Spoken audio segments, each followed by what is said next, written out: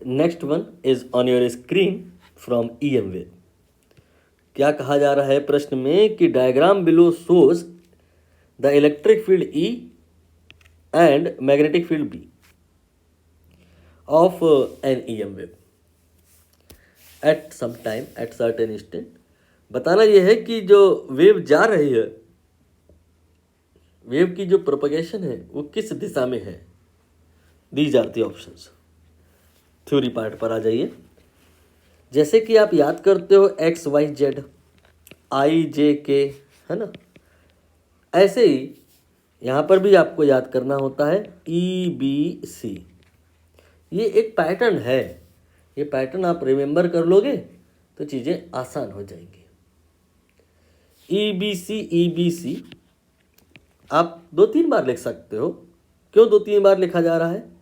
जरूरी नहीं कि हमेशा C ही पूछा जाए, C की डायरेक्शन बताओ। यहाँ पे तो C की डायरेक्शन स्पीड ऑफ लाइट या स्पीड ऑफ EM वेव यही पूछा है, लेकिन जरूरी नहीं हमेशा।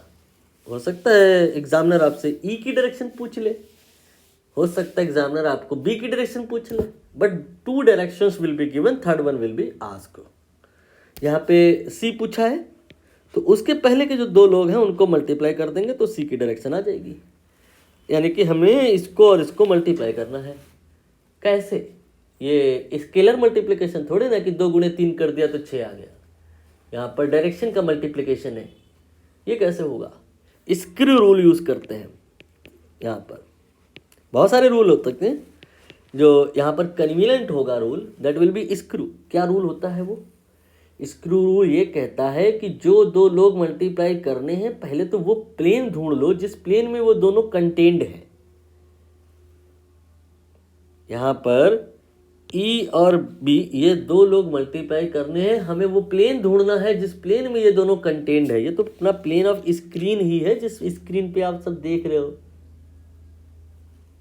इस प्लेन को जब आप आइडेंटिफाई कर लिए तो अब आप एक स्क्रू ले आइए, उसको रखिए। कैसे? इस प्लेन के परपेंडिकुलर। चाहे इनवर्ड रख लो चाहे आउटवर्ड रख लो, 2 ही आंसर हो सकते हैं। प्लेन के परपेंडिकुलर या इनवर्ड होगा या आउटवर्ड होगा।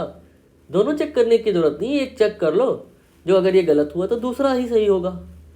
तो यहाँ पर हमने स्क्रू को इस जगह पे रखना होता है जहाँ पे दोनों वेक्टर इंटरसेक्ट कर रहे होते हैं, दोनों के टेल जहाँ पे कंसाइड कर रहे होते हैं।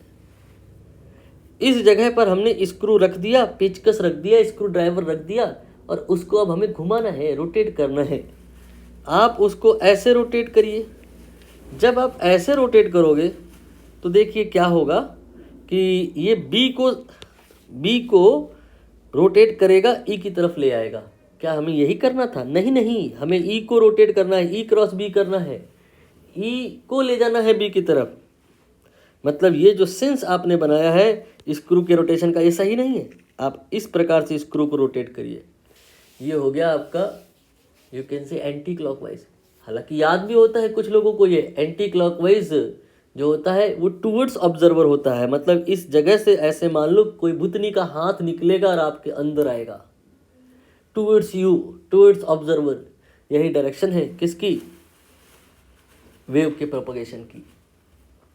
ये आपका स्क्रू के रोटेशन का डायरेक्शन भी है और यही स्क्रू के ड्राइवर के मूवमेंट का डायरेक्शन भी है। जो पेचकस है, अगर आप उसको ऐसे घुमाओगे तो स्क्रू जो है आपका लूज होगा, स्क्रू जो है आपका लूज होगा, और धीरे धीरे जो ड्राइवर है वो आपके मुंह की तरफ, आपकी तरफ, ऑब्जर्वर की तरफ आने लग जाएगा। तो डायरेक्शन ऑफ वेव प्रोपगेशन यहाँ पे क्या हो गई? टुवर्ड्स यू, या plane perpendicular and out of the plane, या इनवर्ड। समझ गए होंगे आप जवाब। इनवर्ड मतलब अंदर की तरफ, ये क्रॉस से रिप्रेजेंट होता है। आउटवर्ड मतलब बाहर की तरफ। टुवर्ड्स ऑब्जर्वर होगा ना यहाँ, तो आपकी तरफ हुआ ना यहाँ, प्लेन के परपेंडिकुलर, आउटवर्ड आपकी तरफ। तो यहाँ पर ए ऑप्शन जहाँ लिखा है perpendicular to E and B and out of the plane, it will be correct.